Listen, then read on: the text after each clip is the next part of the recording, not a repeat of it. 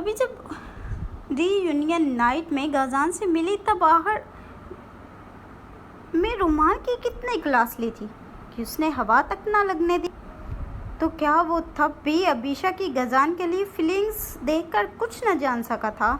ایک رات پہلے اسے فون کر کے اس کا ڈریس کلر پوچھا اور اگلے دن غازان سے ملنے پر اسے فون کا مقصد سمجھ آیا، کیونکہ دونوں کی کلرز کی میچنگ تھی۔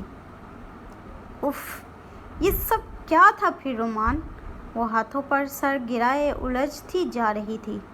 جب اس نے یہ کیس لیا تب بھی رومان نے کتنی مرتبہ اس سے پوچھا کہ تم یہ سب کیا صرف انسانیت کے لیے کر رہی ہو؟ تو کیا ان لمحوں میں اس کی نظریں چرانے کا مفہوم وہ سمجھ نہیں سکا؟ سب کیا سوچیں گے؟ وہ تو نہ جانے کیا ٹھانے بیٹھا تھا، مگر ابیشا نے بھی سوچ لیا تھا وہ اب تب ہی اس سے رابطہ کرے گی جب وہ اپنے رویے کی معافی مانگے گا، نہیں تو بھاڑ میں جائے ایسا تعلق۔ کچھ سوچ کر اس نے یہی سب میسج میں لکھ کر رومان کے نمبر پر سینڈ کر دیا، مگر دوسری جانب خاموشی تھی، گہری جامد خاموشی۔ وہ زندگی میں کبھی اتنا پریشان نہیں ہوئی تھی جتنا اس وقت تھی۔ دماغ لگ رہا تھا پھٹ جائے گا، سوچ سوچ کر کہ کب اس نے کوئی ایسی بات کی جس سے رومان نے غلط مطلب نکالا۔ میں تمہیں چھوڑوں گی نہیں، دل میں اس سے مخاطب ہوتی لائٹ بند کر کے سونے کی کوشش کرنے لگی، مگر نیند تو لگتا تھا ٹوٹ گئی ہے۔ اگلے دن بھی صبح الجھی ہوئی آفس پہنچی، اپنے کمرے میں داخل ہوئی ہی تھی کہ سامنے ٹیبل پر رکھا بکے دیکھ کر چونکی۔ ہاتھ بڑھا کر اس کا جائزہ لیا، کہیں کوئی کارڈ نہیں تھا جس سے پتہ چلتا کہ کون دے کر گیا ہے۔ آفس بوائے کو فوراً بلایا۔ جی میڈم۔ وہ مدب بنا اس کی ٹیبل کے سامنے کھڑا تھا، کرسی پر بیٹھی وہ کینہ توز نظروں سے بکے کو دیکھ رہی تھی۔ یہ بکے کون دے کر گیا ہے؟ پھولوں سے نظر ہٹا کر آفس بوائے کو دیکھا۔ میڈم یہ پتہ نہیں، صبح صبح کوئی صاحب دے گئے تھے، وہ انجان بن کر بولا۔ رومان تھا کیا؟ اس نے شک بھری نگاہوں سے اسے دیکھا، کیونکہ رومان اکثر و بیشتر اس کے آفس جاتا تھا، سب اسٹاف اسے اچھی طرح واقف تھا۔ رات والی حرکت کے بعد ان پھولوں کو دیکھتے سب سے پہلا خیال اسی کا آیا۔ نہیں جی، رومان بھائی کو تو میں جانتا ہوں، کوئی اور صاحب تھے، اس نے دانت نکال کر جواب دیا۔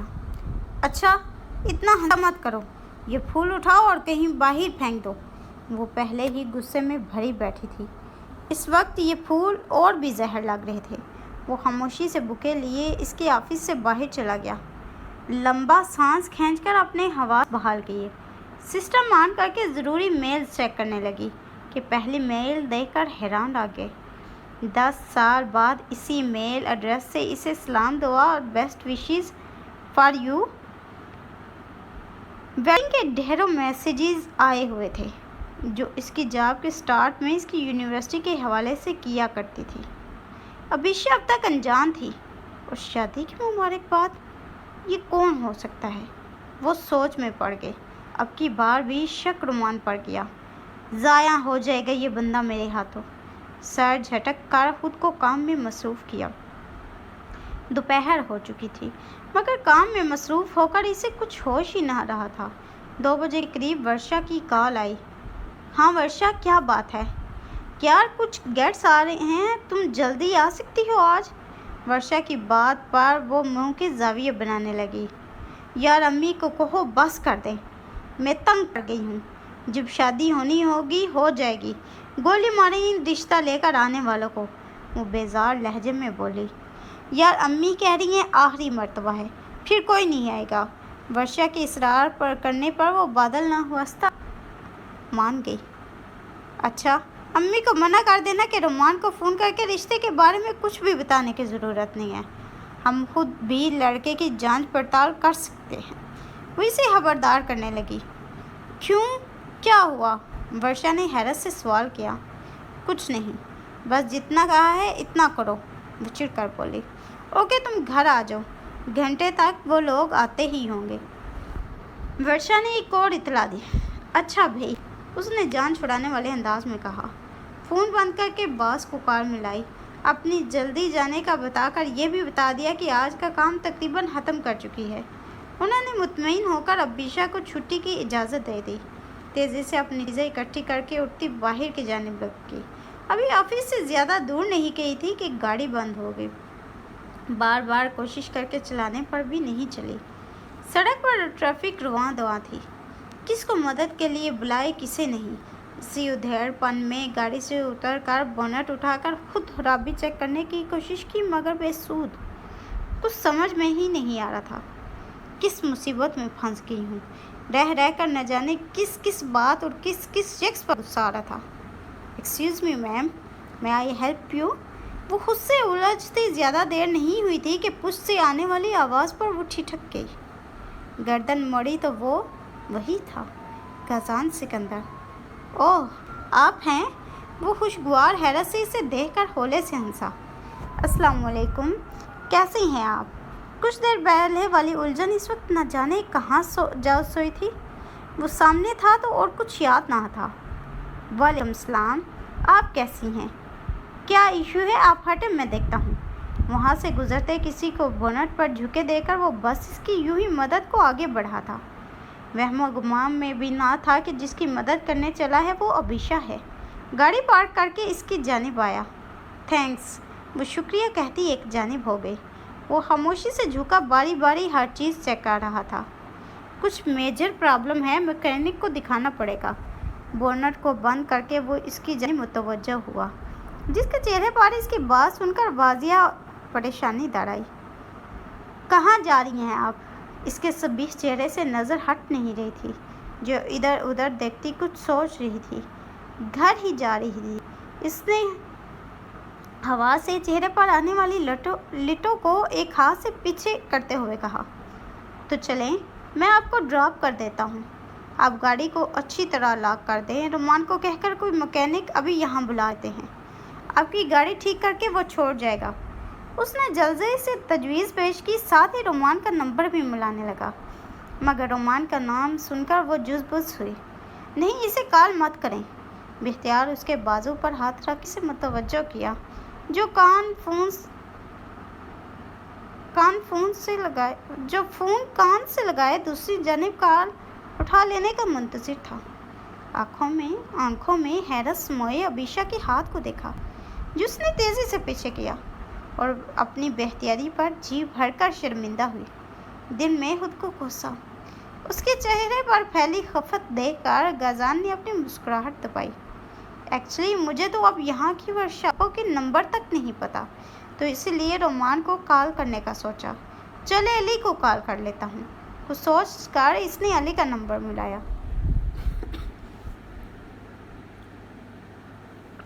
अब की बार अबीशा ने इसे रोकने की गलती नहीं की। अली को जगह बताकर और अबीशा की गाड़ी का नंबर बताकर इसने कॉल बंद की। इतनी देर में अबीशा ने अपना बैग और फाइल्स निकालकर गाड़ी को लॉक किया। चलो बस 10 मिनट में मैकेनिक आ जाएगा। वो अबीशा को हाथ से गाड़ी की जानिब आने का इशारा करते हुए आगे बढ़ा। वो खामोशी से इसके पीछे चलती। गजान ने इसकी जानिब का दरवाज़ा खोला। बैठते साथ ही बंद करके घूमकर ड्राइविंग सीट की जानिब आ गया। दरवाज़ा खोलकर गाड़ी स्टार्ट की। दरवाज़ा बंद करके गाड़ी अबीशा के घर जाने वाले रास्ते पर डाली। आपको ख्वाह ज़हमत हुई, वो फॉर्मल अंदाज में बोली। मेरा ख्याल है 10 साल पहले हम एक दूसरे को बहुत अच्छे से जानते थे। इतना तो ताल्लुक़ हमारा बनता है कि 10 साल बाद इस किस्म के पुरतकल्लुफ़ जुमलों का तबादला ना किया जाए। गजान की बात पर एक खामोश निगाह इस पर डालकर वो गाड़ी से बाहर देखने लगी। कुछ देर गजान भी खामोशी से ड्राइव करता रहा। परेशान हैं? गजान ने एक बार फिर नज़र भरकर साथ बैठी अबीशा को देखते सवाल किया। उफ, क्या था ये शख्स? इतने सालों बाद भी इसकी रग से वाकिफ था। इसके लिए वैसा ही परेशान था, वही फिक्रों से भरा लहजा। अबीशा की आंखों में एकदम बहुत सा पानी सिमटने लगा। नफ़ी में सर हिलाकर जवाब दिया। आंसुओं का गोला गले में फंदा बनकर फंस चुका था। मेरे साथ आने पर परेशान हैं? अब की बार अबीशा आंसुओं को रोकते रोकते भी होले से हंस पड़ी। आप कोई गुंडे बदमाश हैं जो आपके साथ जाने पर परेशानी हो? सवाल पे کیے جانے والے سوال پر وہ بھی ہنس پڑا۔ کسی زمانے میں میں بھی یہی سمجھتا تھا، مسکراہٹ دبائے جواب دیا، اور اسی زمانے نے اپنی حماقت پر پھر افسوس کیا۔ ایک خفگی بھری نگاہ اس پر ڈال کر وہ ناراض لہجے میں بولی، اچھا آپ بھی جانتی ہیں، وہ ایسے انجان بنا جیسے عبیشہ کی اپنے لیے کی جانے والی جدوجہد سے انجان ہو۔ ہاں، مجھے کہیں سے معلوم ہوا تھا کہ آپ بے قصور ہیں۔ اس نے ایسے پوز کیا جیسے واقعی اس کا سارے قصے میں کوئی ہاتھ نہیں تھا۔ کیا آپ ہمیشہ کے لیے آئے ہیں؟ کچھ دیر خاموش رہنے کے بعد اب کی بار عبیشہ نے سوال کیا۔ ابھی کچھ کہہ نہیں سکتا، قسمت جو کرے گی مجھے وہ منظور ہوگا، غازان نے سنجیدگی سے جواب دیا۔ اس کی بات پر وہ بس کہہ کر رہ گئی۔ دل کیا اسے رومان کے ارادوں کے بارے میں خبردار کرے، مگر پھر سوچا کیا پتہ اس نے صرف مزاح کیا ہو، ایسے ہی دونوں بھائیوں میں اس کی وجہ سے ٹھن نہ جائے، لہٰذا خاموش رہی۔ کچھ دیر بعد ہی اس کا گھر آ چکا تھا۔ وہ اترنے لگی، غازان کی پکار پر رک گئی۔ کبھی کبھی قسمت ہمارے لیے سب سے بہترین فیصلہ کرنے میں تھوڑی دیر لگاتی ہے۔ ہم انتظار کے لمحوں کا الزام اپنے ارد گرد کے لوگوں کے رویوں پر لگاتے ہیں، حالانکہ ہمارے اپنے ہمارے لیے اتنی ہی بہتری کے خواہش مند ہوتے ہیں جتنے کہ ہم خود۔ اور اگر قسمت دیر سے آپ کے لیے خوشیاں لائے تو انہیں قبول کرنے میں دیر نہ لگائیں۔ غازان کی بات کا مقصد وہ سمجھنے سے قاصر تھی۔ کیا مطلب؟ الجھن بھری آنکھیں غازان کی جانب اٹھی۔ ہو سکتا ہے آج قسمت آپ کے لیے وہ بہترین فیصلہ کرے اور بہت سی خوشیاں آپ کی منتظر ہوں، انہیں تھامنے میں دیر نہ کرنا۔ دلکش مسکراہٹ چہرے کا طواف کر رہی تھی۔ اللہ حافظ۔ اس کے اترتے ساتھ ہی وہ گاڑی آگے بڑھا کر لے گیا۔ وہ الجھی سی گھر کے گیٹ کی جانب بڑھی۔ گھر آ کر کھانا کھاتے وہ کپڑے بدلنے کے لیے اپنے کمرے کی جانب بڑھی۔ ورشا اور سمیہ کچن میں مصروف تھیں۔ ابھی وہ کپڑے بدل کر کمر سیدھی کرنے کی غرض سے بیڈ پر لیٹی ہی تھی کہ ورشا آندھی طوفان بنی اندر داخل ہوئی۔ کیا ہو گیا ہے؟ عبیشہ نے ناگواری سے اسے دیکھا۔ شفق، آنٹی، منا، فروا اور رومان آئی ہیں، وہ پھولے سانسوں سمیت بولی۔ عبیشہ کرنٹ کھا کر اٹھی۔ کیا؟ چیخ نما آواز اس کی حلق سے نکلی۔ کیا کرنے آئی ہیں؟ وہ خوف زدہ نظروں سے اسے دیکھتے ہوئے بولی۔ تمہارا رشتہ لے کر۔ پاپی میں اتنی خوش ہوں۔ پہلی بات سن کر اسے اتنا جھٹکا نہیں لگا جتنا دوسری بات سن کر۔ پاگل ہو تم، یہ خوش ہونے کی بات ہے، وہ غصے سے بولی۔ اسے ورشا کی غیر دماغی پر شبہ ہوا۔ پلیز اب تم کوئی مصیبت مت کھڑی کرنا۔ اس کی بات پر عبیشہ نے گھور کر بہن کو دیکھا۔ اس سے پہلے کہ ورشا کے 14 طبق روشن کرتی، تبھی دروازہ کھول کر خوشی سے جھلملاتی ہوئی امی اندر داخل۔ عبیشہ، اللہ نے میری سن لی۔ اس کی جانب بڑھتے وہ خوشی سے بھرپور لہجے میں بولی۔ پاگل ہو گئی ہیں صاحب، یہ خوش ہونے کی بات ہے؟ میرے لیے یہ مرنے کا مقام ہے، ایسے شخص کے ساتھ میری شادی ہو جو… میرے خدا، یہ شخص کتنا پاگل ہے، اپنی بیوی کو بھی ساتھ لے آیا، اور آنٹی اور مونا کسی نے اسے نہیں روکا۔ میرا دل کر رہا ہے اس کا گلا دبا دوں۔ ہٹے پیچھے آپ دونوں، دماغ درست کر کے آتی ہوں میں اس کا۔ اس رومان کا سمجھا کیا ہوا ہے؟ اس نے تماشا بنا رہی ہے مجھے، زندہ نہیں بچے گا میرے ہاتھوں سے۔ مٹھیاں بھینجتی جوتی پاؤں میں پہنے وہ غصے سے ان دونوں کے پیچھے ہٹاتی دروازے کی طرف بڑھی۔ پیچھے سے سمیہ ہائے ہائے کرتی رہ گئی، مگر وہ تو آتش فشاں بنی دھم دھم کرتی ڈرائنگ روم میں پہنچی تھی۔ ارے میری بھابھی آئی ہیں! مونا اسے اندر آتا دیکھ کر چہک کر آگے بڑھی۔ شفق، فروا اور رومان بھی کھڑے ہو چکے تھے۔ مونا کے بعد شفق نے بھی اسے اپنے ساتھ لگایا، جبکہ اس کی ہونہار نظریں رومان کے چہرے پر تھیں، جو شرارتی مسکراہٹ لیے اسے دیکھ رہا تھا۔ میری بچی، میں تمہیں بتا نہیں سکتی میں کتنی خوش ہوں۔ غازان نے پہلی مرتبہ مجھ سے کوئی خواہش کی اور وہ بھی تم سے شادی کی۔ میری تو نہ جانے کب سے یہ خواہش تھی۔ شفق کی بات پر اس کی نظریں آپ کی بات شفق کی جانب اٹھی، جن میں حیرت ہی حیرت تھی۔ وہ دنگ رہ گئی۔ یہ کیا سنا اس نے؟ وہ حق دق شفق کا چہرہ دیکھ رہی تھی۔ فرماً منا اس سے لپٹائے پیار کر رہی تھی۔ اس نے حیران نظروں سے رمان کو دیکھا، جو چہرے پر اطمینان بھری مسکراہٹ لیے اسے شفق کی بات کے سچ ہونے کا یقین دلا رہا تھا۔ اس کے کانوں میں کچھ دیر پہلے کے غازان کے الفاظ گونجے۔ ہو سکتا ہے آج قسمت آپ کے لیے وہ بہترین فیصلہ کرے اور بہت سی خوشیاں آپ کی منتظر ہوں۔ انہیں تھامنے میں دیر نہ کرنا۔ تو وہ کیا ان خوشیوں کی بات کر رہا تھا؟ بامشکل وہ خود کو اس ماحول میں واپس لائی۔ شفق نے اسے اپنے قریب بٹھا لیا۔ سب کے چہروں پر خوشی اور اطمینان تھا۔ اس نے تو کبھی سوچا نہیں تھا کہ غازان یوں واپس آ کے اس کی زندگی کا ہمسفر بنے گا۔ وہ حیران کیوں نہ ہوتی؟ بس سمیہ مجھے جواب ہاں میں چاہیے۔ شفق بہت مان سے سمیہ سے گویا ہوئی۔ فرید صاحب بھی وہیں موجود تھے۔ بھائی صاحب بس مجھے شادی کی ڈیٹ لے کر ہی اٹھنا ہے۔ اب کی بار انہوں نے فرید صاحب کو مخاطب کیا۔ بہن انکار کی گنجائش ہی نہیں، سمجھے یہ آج سے آپ کی امانت ہے۔ فرید صاحب نے محبت سے عبیشہ کو دیکھا، جو ابھی بھی خاموش تھی۔ شکریہ بھائی صاحب، وہ تشکر امیز لہجے میں بولی۔ سب خوش گپیوں میں مصروف تھے، مگر عبیشہ کچھ بے چین نظر آ رہی تھی۔ تھوڑی ہی دیر بعد سب کی اجازت لے کر وہ باہر گئی۔ کچھ دیر بعد وہ واپس ڈرائنگ روم میں آئی۔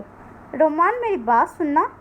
رومان سے مخاطب ہوتی وہ پھر سے ڈرائنگ روم سے باہر چلی گئی تھی۔ رومان کو اپنی شامت نظر آنے لگی۔ ایکسکیوز کرتا وہ عبیشہ کے پیچھے باہر لپکا۔ ڈرائنگ روم سے نکل کر باہر آتے ہی لانچ میں وہ خطرناک تیور لیے رومان کو گھورنے میں مصروف تھی، جس کی شکل پر دنیا جہان کی مسکینیت اتر آئی تھی۔ کیسی ہیں بھابھی؟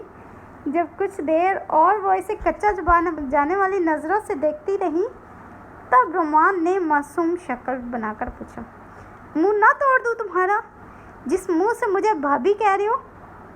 عبیشہ کے ارادوں پر وہ جز بز ہو کر رہ گیا۔ کتنا گھٹیا مذاق کیا تھا تم نے رات کو۔ ایک کو زوردار دھپ اس کے کندھے پر لگائی، جس کے لیے وہ بالکل بھی تیار نہ تھا۔ اف، کس قدر بھاری ہاتھ ہے تمہارا۔ ہاں بھئی، رستم جیسے گینڈے کو جو قابو کر لے وہ تو بڑی توپ چیز ہو سکتا ہے۔ معذرت، کل کے مزاح میں بھول گیا تھا کہ مت نازک اندام حسینہ نہیں، بلکہ سلطانہ ڈاکو ٹائپ ہو۔ رومان کہاں باز آنے والا تھا۔ اب کہ عبیشہ نے اس کا کان مروڑا۔ ارے کیا کر رہی ہو؟ کیا کبھی گورنمنٹ اسکول کی استانی بھی رہ چکی ہو؟ وہ درد سے بلبلایا۔ غازان کو بتاؤں گی تمہاری سب گھٹیا گفتگو۔ آج بھابھی اور کل اس قدر عاشقانہ گفتگو کی تھی، وہ اسے بخشنے کو تیار نہ تھی، اور بخشتی بھی کیوں؟ کس قدر ٹینشن میں رہی تھی کل سے اب تک۔ یار میں تمہیں صرف اپنے گھر کی زینت بنانے کو کہا تھا، اور وہ بھی اپنے حوالے سے نہیں، غازان کے حوالے سے۔ یقین پوچھو تو کبھی بہن مانا ہی نہیں، ہمیشہ بھابھی ہی سوچا۔ تو کیسے اپنی بھابھی کو کسی اور کا ہونے دیتا؟ میری غیرت یہ کبھی گوارا کرتی نہ۔ تم سے اتنا مضبوط تعلق نہ جوڑتا تو کبھی بھی کسی کو اپنی بھابھی کے روپ میں قبول نہ کرتا۔ اپنا کان چھڑا کر سیدھا کھڑے ہوتے وہ جس سچائی سے بولا، عبیشہ کو اس کی محبت میں کوئی کھوٹ، کوئی شک نظر نہیں آیا۔ مسکرا کر اس کی محبت کو دیکھا۔ پتہ ہے عبیشہ، زندگی میں سچے لوگ بہت کم ملتے ہیں، اور تمہاری غازان کے لیے سچائی مجھے خود بخود تمہاری جانب کھینچتی چلی گئی۔ تمہاری بے غرض محبت اس دنیا کے کسی شخص کو سمجھ نہیں آ سکتی۔ میں جانتا ہوں تم نے کبھی بھی زندگی میں کسی رشتے کے حوالے سے آنے کی خواہش نہیں کی، مگر میں یہ بھی جانتا ہوں تم جیسی بے لوث محبت اسے کوئی نہیں دے سکتا۔ ہے میں خود غرض ہو کر تمہارے رشتوں میں رکھنے ڈالتا رہا، کیونکہ مجھے علم تھا تم اور غازان کبھی بھی ایک دوسرے کے بغیر خوش نہیں رہ پاؤ گے۔ شاید خوش رہ بھی لیتے، مگر وہ خوشی جو روح سے جڑی ہوتی ہے وہ کبھی تم دونوں کو نہ مل پاتی۔ ایسی خوشی کے بغیر ہر رشتہ ضرورت اور وقت کا ہوتا ہے۔ ایسے رشتے دیر پا نہیں ہوتے۔ تم دونوں کو تو اپنی بیوقوفی سے کبھی ایک دوسرے کے قریب نہ آتے، مگر سب جانتے بوجھتے میں تم دونوں کی اس بیوقوفی میں تم دونوں کا ساتھ نہیں دینا چاہتا تھا۔ بس اسی لیے میں نے یہ سب کیا، اور کائنات والے مزاح اس لیے کیا کہ میں چاہتا تھا تم اپنے منہ سے کہو۔ رومان اپنے بھائی کی محبت پر ڈاکہ ڈالتے شرم نہیں آتی؟ مگر افسوس، بھول گیا تھا، تم جیسے لوگ اپنے اندر کا حال کبھی دوسروں پر اشکار نہیں کرتے۔ اسی لیے آج تمہاری پریشانی دور کرنے آ گیا، اور ویسے بھی بھابھی سے مزاح نہیں کروں گا تو کس سے کروں گا؟ بیوی سے مزاح کرو تو جوتوں سے تواضع ہوتی ہے۔ رومان کی سنجیدہ گفتگو سے یکدم مسخرے پن کی جانب یو ٹرن لینے پر ابیشا اپنی بے ساختہ ہنسی روک نہ سکے۔ ابھی فروا کو بتاتی ہوں۔ وہ اسے چڑھاتے ہوئے اندر کی جانب پڑی، پھر رک کر پیچھے مڑ کر اسے دیکھا۔ تھینکس رومان، دوستی واقعی ایک انمول رشتہ ہے، اس نے سوچا، دل میں سوچا۔ بس کر پگلی، رلائے گی کیا؟ وہ مصنوعی آنسو صاف کرتے ہوئے بولا۔ رات میں وہ ٹیرس پر چہل قدمی کرتے قسمت کے ہیر پھیر کو سوچے جا رہی تھی۔ کل رات وہ سوچ بھی نہیں سکتی تھی کہ اس کی زندگی یوں اچانک بدل۔ ابھی جب ری یونین نائٹ میں غازان سے ملی تب آخر میں رومان کی کتنے کلاس